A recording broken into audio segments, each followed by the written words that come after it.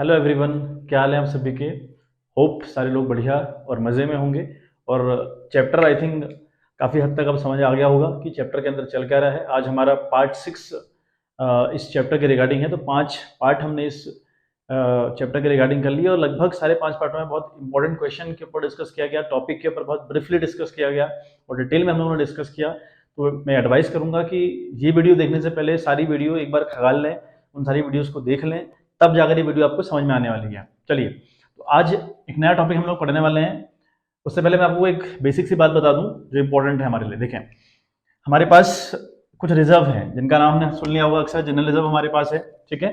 ये जो general reserve है ये हमने देखा, इसके रिगार्डिंग क्वेश्चन में कोई ट्रीटमेंट नहीं रहते। कैसे ट्रीटमेंट? फॉर एग्जाम्पल, अगर हमारे पास WCR है यानी वर्कमैन कंपनसेशन रिजर्व अगर हमारे पास है, सपोजिंग 1,00,000 रुपी, तो हम ये बांटने से पहले एक बार ध्यान देते हैं कि कहीं WCR के रिगार्डिंग कोई क्लेम तो नहीं उठा है। लाइकवाइज हमारे पास अगर इन्वेस्टमेंट फ्लक्चुएशन फंड अगर हमारे पास है ना, यार इन्वेस्टमेंट फ्लक्चुएशन फंड बोल लो उसको या फिर इन्वेस्टमेंट फ्लक्चुएशन रिजर्व बोल लो, अगर इसके रिगार्डिंग कोई ट्रीटमेंट है ना, अगर इन्वेस्टमेंट की वैल्यू गिरी है तो फिर हमको वहां की रिकवरी करनी पड़ती है, अगर बच गया तो हम बांट दिया करते हैं। लेकिन जो ये जनरल रिजर्व है इसके रिगार्डिंग कोई ट्रीटमेंट क्वेश्चन के अंदर नहीं होते हैं। ये हमेशा और हमेशा among the partners in the old ratio बांट दिया जाता है। क्लियर है बात? चलिए, बात रही एक और रिजर्व हमारे पास है, वर्कमैन कंपनसेशन रिजर्व। इस रिजर्व का हम लोग क्या करते हैं भाई, WCR का हम क्या करते हैं, हम लोग ट्रीटमेंट देखेंगे कि कोई बात हुई तो नहीं है। अगर कोई बात हो रखी है तो उस बात को पहले संभालेंगे, उस बात के रिगार्डिंग ट्रीटमेंट करेंगे, एंट्रीज पास आउट करेंगे। अगर बच गया फंड तो अमंग द पार्टनर्स बांट दिया जाएगा। होप बात क्लियर होगी। अगर बात करें इन्वेस्टमेंट फ्लक्चुएशन रिजर्व यानी इन्वेस्टमेंट फ्लक्चुएशन फंड भी कई बार इसको हम बोल देते हैं, अगर इसकी अगर हम बात करें तो हम देखेंगे कि अगर इन्वेस्टमेंट का प्राइस गिरा होगा, हमको लॉस हुई होगी, तो उस लॉस की रिकवरी हम लोग करेंगे और लॉस की रिकवरी करने के बाद अगर फंड बच गया तो ये अमंग द पार्टनर्स बांट दिया जाएगा। ठीक बात? अच्छा, अब एक हमारे पास है कंटीजेंसी रिजर्व, ठीक है। एक रिजर्व हमारे पास और है, दैट इज कंटीजेंसी रिजर्व। अभी इसको कंटीजेंसी रिजर्व को हम क्या कर रहे हैं, ये कंटीजेंसी रिजर्व और जनरल रिजर्व में कोई फर्क नहीं है, आपको सिर्फ याद रखना है। अदरवाइज दोनों में फर्क है, अगर हम डेफिनेशन पे जाएं तो दोनों का फर्क है, लेकिन वो हमारे फिलहाल कहीं नहीं आ रहा। और जहां पर रिक्वायरमेंट लगेगी आई टेल यू। फिलहाल आप रखें याद कि जनरल रिजर्व और कंटीजेंसी रिजर्व में कोई फर्क नहीं है, दोनों का ट्रीटमेंट बिल्कुल सेम है। कैसा दोनों का ट्रीटमेंट सेम है? जनरल रिजर्व के रिगार्डिंग क्वेश्चन में कोई बात नहीं कही जाती, यानी ये हर हमेशा अमंग द पार्टनर्स बांट दिया जाता है। बात करें कंटीजेंसी रिजर्व की, इसके रिगार्डिंग भी क्वेश्चन में कोई बात नहीं होगी, हमेशा among the partners in the old ratio बांट दिया जाएगा। ठीक बात? चलिए, अब बात करते हैं, हमें दे दिया प्रॉफिट एंड लॉस का बैलेंस।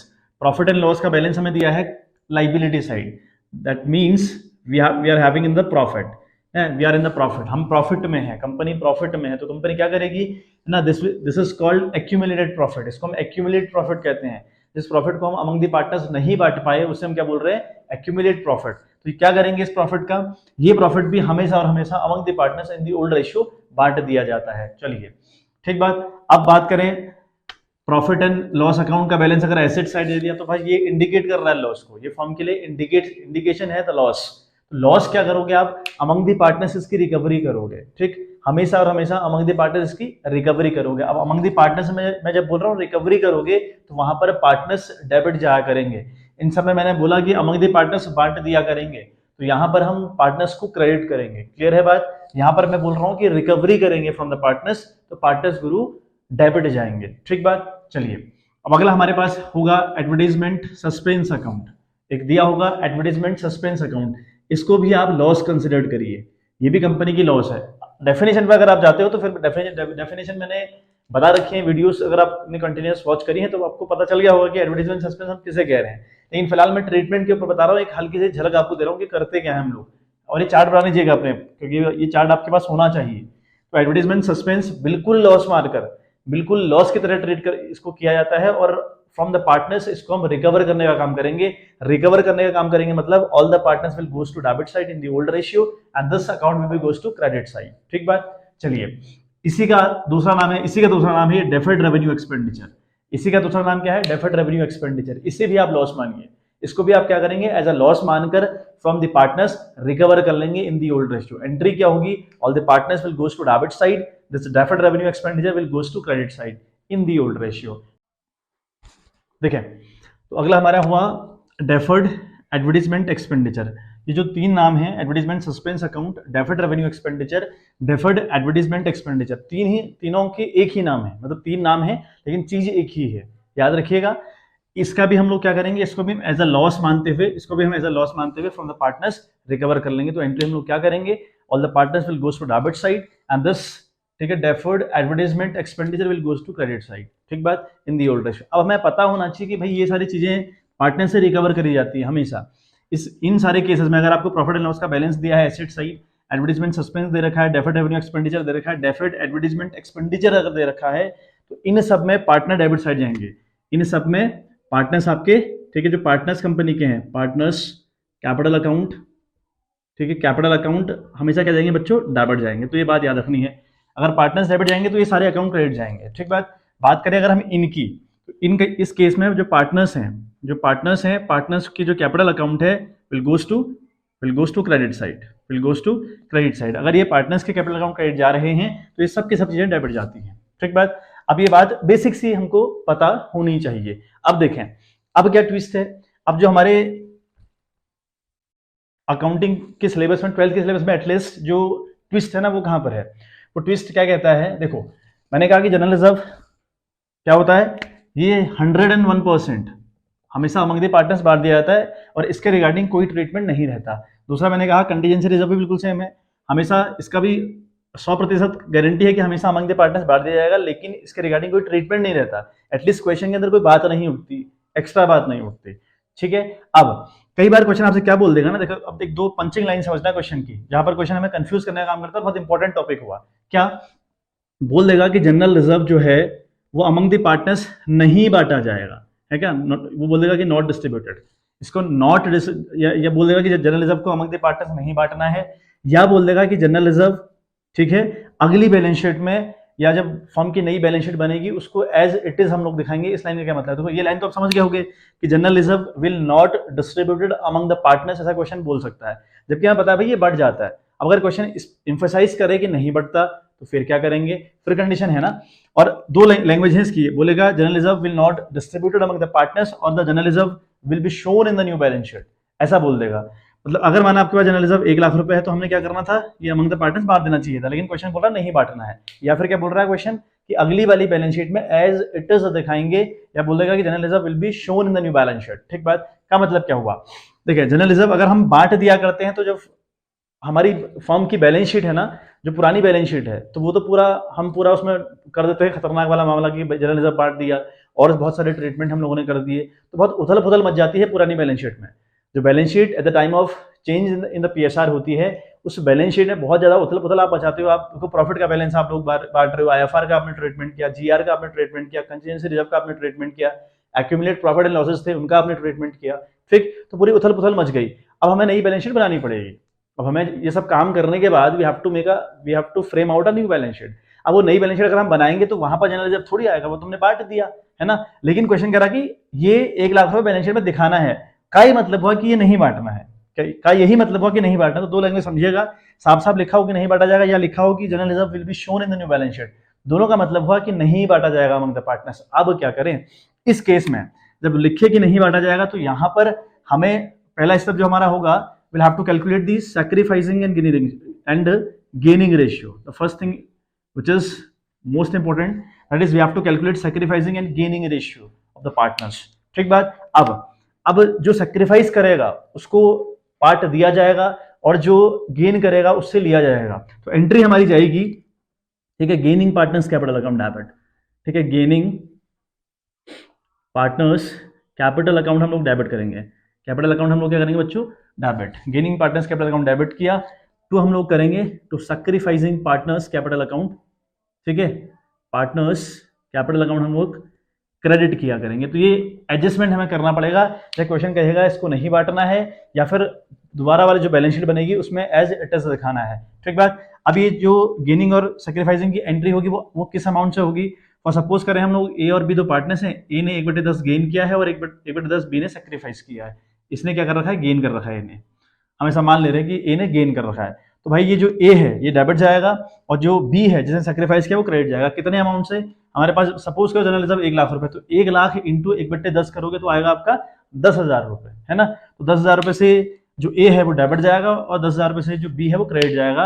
और जब आप नई बैलेंस शीट बनाएंगे वहां पर आपका जो जनरल रिजर्व है वो एज इट इज दिखेगा। ये बताया मैंने जनरल रिजर्व के रिगार्डिंग। कई बार क्वेश्चन मिक्स दे देगा आपको, जनरल रिजर्व दे देगा, कंटीजेंसी रिजर्व दे देगा, प्रॉफिट एंड लॉसेस के बैलेंसेस दे देगा, आपको कंफ्यूज करने के लिए बोलेगा कि भाई इनको नहीं बांटना है या ये नई बैलेंस शीट में एज इट इज दिखेंगे। ठीक बात। तो जहां पर ऐसा लिखा हो कि ये वैल्यू बांटनी नहीं है, ये जो जनरल रिजर्व है, जो कंटीजेंसी रिजर्व है, प्रॉफिट एंड लॉस अकाउंट का बैलेंस है, इधर डेफर्ड रेवेन्यू एक्सपेंडिचर है ना, ये जो एडवर्टाइजमेंट सस्पेंस अकाउंट है या फिर डेफर्ड एडवर्टाइजमेंट एक्सपेंडिचर है, इनको नहीं बांटना अमंग द पार्टनर्स, है ना, और इन्हें नई बैलेंस शीट में एज इट इज दिखाना है, ऐसा कुछ बोल देगा तो आपको हमेशा हमेशा एक एडजस्टमेंट करना है। यानी जो गेनिंग पार्टनर्स होगा ही गोज टू डेबिट साइड, जो सैक्रिफाइस करेगा ही गोज टू क्रेडिट साइड, और अमाउंट का आप कैलकुलेशन कर लिया करेंगे। We will do some question on the basis of this. तो कुछ क्वेश्चन करने के बाद हमारा टॉपिक बिल्कुल क्लियर हो जाएगा। ठीक बात। चलिए क्वेश्चन के ऊपर हम लोग बढ़ते हैं, क्वेश्चन को हम डिस्कस करते हैं कि कहानी है क्या आखिर। क्वेश्चन देखो आपकी स्क्रीन में फ्लैश हो गया है। क्वेश्चन कहता है कि Amar and Akbar are partner sharing profits in the ratio 2:1। ठीक है। On 31 March their balance sheet showed general reserve of rupees 60,000, यानी जो उनकी बैलेंस शीट है उसमें जनरल रिजर्व के नाम से 60,000 रुपये रिजर्व रखा हुआ है। It was decided that in the future they will share profits in the ratio of 3:2, pass necessary general entries in each of the following alternative cases. दो केसेस आपके पास है। पहला केस कहता है कि when general reserve is not to be shown in the new balance sheet, and the second case is saying that when general reserve is to be shown in the new balance sheet. ठीक है बात। चलिए दोनों बातों का मतलब समझते हैं, एक बार क्वेश्चन को हम ब्रेक करके समझें। अमर और अकबर दो पार्टनर्स कंपनी के अंदर जिनका रेशियो 2:1 है। ठीक। फ्यूचर में लोगों ने डिसाइड किया था that our future profit sharing ratio will be 3:2, यानी पीएसआर चेंज हुआ, और जहां पीएसआर चेंज हुआ वहां हमें जितने भी रिजर्व्स हैं उनके ऊपर काम करना पड़ता है। स्पेसिफिकली अगर हम बात करें जनरल रिजर्व के ऊपर, if you are talking about general reserve हमारे पास कितना है, 60,000 रुपए है। तो यहाँ केस क्या था कि जो जनरल रिजर्व होता है ना, या फिर कंटीजेंसी रिजर्व होता है, वो हमेशा अमंग द पार्टनर्स बांट दिया जाता है। ठीक बात। बट यहाँ क्वेश्चन ने केस कह दिए। पहला केस क्या कहा, when general reserve is not to be shown, when general reserve is not to be shown in the new balance sheet, यानी जो जनरल रिजर्व है 60,000 रुपए, ये अगली वाली बैलेंस शीट में नहीं दिखाया जाएगा। ये इसका मतलब हुआ कि जो 60,000 रुपए का जनरल रिजर्व है अगली बैलेंस शीट में नहीं दिखाया जाएगा। मैंने बताया आपको कि जो बैलेंस शीट है वो आपको कंपनी की दोबारा से बनानी पड़ती है। जब भी आपका पीएसआर चेंज होगा आपको नई बैलेंस शीट कंपनी की खोलनी पड़ती है। क्यों? क्योंकि पुरानी जो बैलेंस शीट है उससे पूरी छेड़छाड़ आप लोग कर रहे हैं, तो दोबारा आपको मेंटेन करनी पड़ेगी बैलेंस शीट। ठीक बात। तो यहाँ पर है कि जो जनरल रिजर्व है ये नई वाली बैलेंस शीट में नहीं दिखाया जाएगा। तो फिर क्या किया जाएगा इसका, यानी बांट दिया जाएगा। अब अगर बांट दिया जाएगा तो बहुत इजी ट्रीटमेंट हुआ। अगर हम अमंग दी पार्टनर्स इसको बांट दें, किस रेशियो में बांटेंगे भाई, इन दी ओल्ड रेशियो 2:1 में हम लोग इसको बांट दिया करेंगे, और 60,000 को। तो हम एंट्री पहले केस के देखें, हम केस 1 की पहली जो केस हमारा है, केस फर्स्ट की अगर हम एंट्री देखें, एंट्री हमारे पास होगी जनरल रिजर्व अकाउंट डेबिट। ठीक है। जनरल रिजर्व अकाउंट डेबिट हम लोग करेंगे, general reserve account debit with ₹60,000। ठीक है बात। और 2 हम लोग करेंगे जो भी हैं आपके पार्टनर्स, एक अमर है तो अमर करेंगे, अमर्स है ना, अमर्स कैपिटल अकाउंट हम करेंगे, अमर्स कैपिटल अकाउंट। लाइकवाइज 2 है ना, टू अकबर्स कैपिटल अकाउंट। ठीक है, टू अकबर्स कैपिटल अकाउंट। ये दोनों क्रेडिट जाएंगे। इसे फॉर्मेट में करिएगा, फॉर्मेट जो आपके पास होता है उसमें करने की कोशिश करिएगा, हमेशा एंट्री फॉर्मेट के अंदर होनी चाहिए। 60,000 को हम लोगों ने बांटना है in the old ratio. Old ratio आपका क्या है बच्चों, 2:1, यानी 2:1 अपॉन नीचे 3 आएगा, क्योंकि 2 और 1 मिलाकर 3 होता है, 3 दूनी 6, तो यानी ये आ रहा है 20,000 रुपये। तो 20 दूना 40, इस बंदे को मिलेगा 40,000 रुपये और इस बंदे को मिलेगा 20,000 रुपये। क्लियर हो गई हुई बात है ना। और हम अगर नरेशन की बात करेंगे, नरेशन क्या लिखेंगे, तो लिखेंगे being general reserve transfer to the partners capital account. ठीक है, इन दी ओल्ड रेशियो। अब समझें case number 2 which is very important case, जिसके लिए मैंने अभी तक इतनी बहस करी थी आप लोगों के साथ कि ये सब कुछ होता है, तो आप समझ लें उस बात को एक बारी। यहाँ पर लिखा है कि when general reserve is to be shown, when general reserve is to be shown in the new balance sheet, यानी जो जनरल रिजर्व है 60,000 रुपये, ये अगली वाली जो बैलेंस शीट बनेगी, नई वाली जो बैलेंस शीट बनेगी, उसमें एज इट इज दिखाया जाएगा। अगर एज इट इज दिखाया जाएगा का मतलब हुआ ये नहीं बांटा जाएगा अमंग द पार्टनर्स। ठीक बात। क्या मतलब हुआ इस बात का कि नहीं बांटा जाएगा। अब अगर नहीं बांटा जाएगा तो फिर क्या करेंगे भाई इसका, तो हमें करना पड़ेगा एडजस्टमेंट। एडजस्टमेंट के लिए मैंने क्या बताया, first of all we have to calculate the sacrificing and gaining ratio. Exactly. तो हमें यहाँ पर पहले वर्किंग नोट करना पड़ेगा। ठीक है, मेरे पास ज़्यादा जगह है नहीं, मैं वर्किंग नोट साइड पर आप लोगों को कर दे रहा हूँ।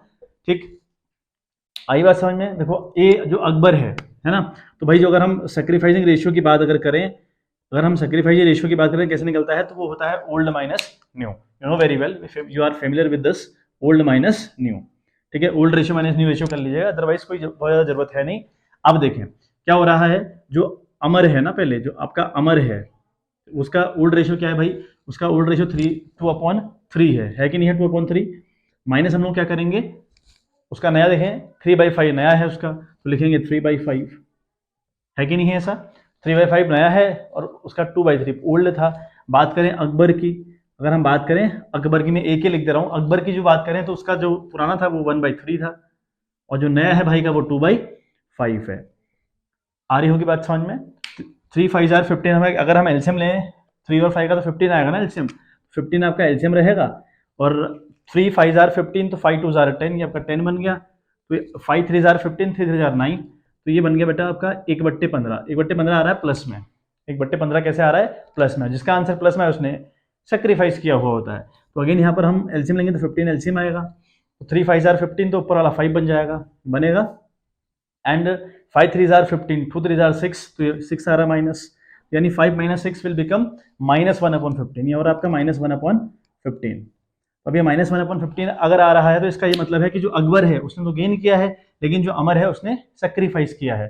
तो एंट्री हम लोग क्या करेंगे, जो अकबर है वो डेबिट जाएगा और जो अमर है वो क्रेडिट जाएगा। तो पहले एंट्री हम लोग कर दे रहे हैं, एंट्री हम करेंगे अकबर्स कैपिटल अकाउंट डेबिट, ठीक है, हम करेंगे Akbar's capital account debit, Akbar's capital account हम लोग करेंगे बच्चों डेबिट विथ रुपीज पे देखते हैं कितने आ रहे हैं, और 2, ठीक है। अगला हमारा है अमर, तो अमर आपका क्रेडिट जाएगा बिकॉज वो सेक्रीफाइस कर रहा है, अमर्स कैपिटल अकाउंट, अमर्स कैपिटल अकाउंट आपका क्रेडिट जाएगा। अब कितने से, अब देखें, अब हम बात करें ना, हमारे पास जो जनरल रिजर्व वो 60,000 रुपये रिजर्व था, जनरल रिजर्व 60,000 रुपये, तो इसमें आप लिख दें इसके आगे कि ये जो अमर है, अमर को मिल रहा है, तो अमर्स शेयर इन जनरल रिजर्व करके लिख दें एक बार, इसका ये वर्किंग नोट नंबर आपका 1 हो गया वाला है ना, और ये आपका 2 कर लेना आप, मैं बता रहा हूं आपको लिखना क्या है, आप लिखोगे Amar's share in general reserve equals to 60,000 into 1/15, ठीक है। 1/15 कहां से आया, अब आपको पता होगा कहां से आया, ये गेनिंग और सेक्रीफाइसिंग रेशियो थे मेरे,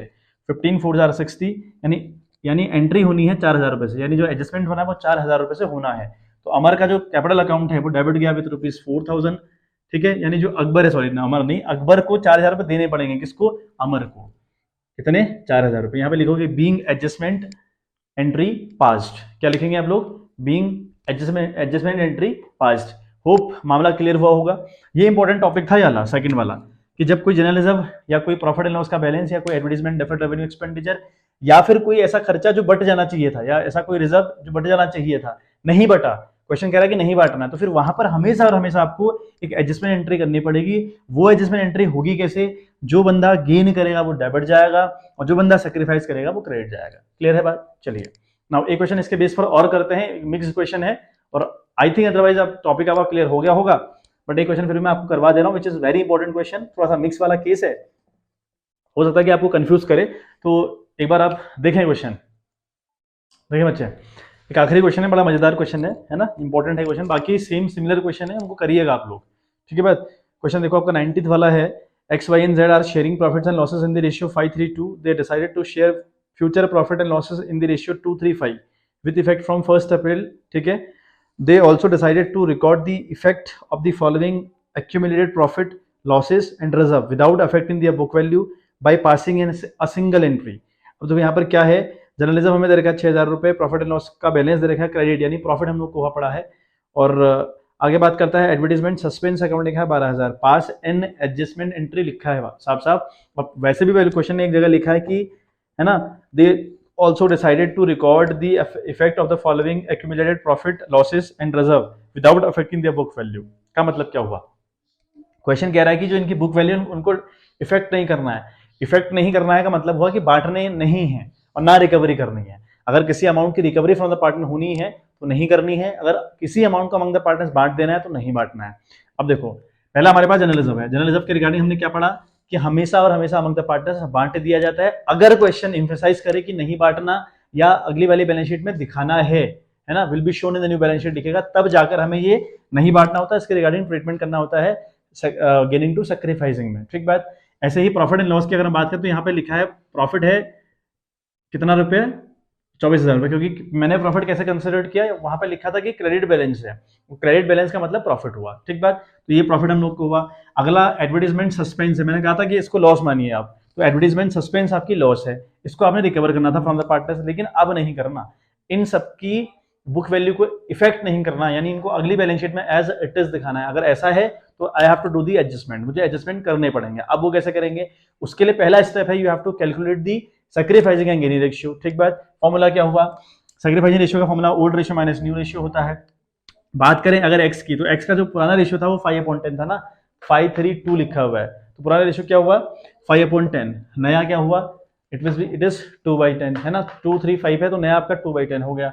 बात करें अगर हम y की, तो 3/10 इसका पुराना वाला हो गया, नया इसका 3/10 है, ठीक बात समझ में आ रही होगी। जेड की अगर मैं बात करूं तो 2/10 पुराना और 5/10 नया हो गया, ठीक। अब अगर निकालें भाई 10-10 दोनों जगह सेम है, कोई दिक्कत है नहीं, मुझे एलसीएम की जरूरत एटलीस्ट नहीं पड़ेगी। 5 से 2 चला गया तो कितना है बच्चे, यह है आपका 3/10। 3/10 का मतलब है भाई प्लस में आ रहा है आंसर, और प्लस मतलब वाला आंसर जिसका आता है वो सेक्रीफाइस कर रहा होता है। इस बंदे की बात करें तो नील वाली कंडीशन में, क्योंकि 3/10 पुराना भी है और 3/10 नया भी है।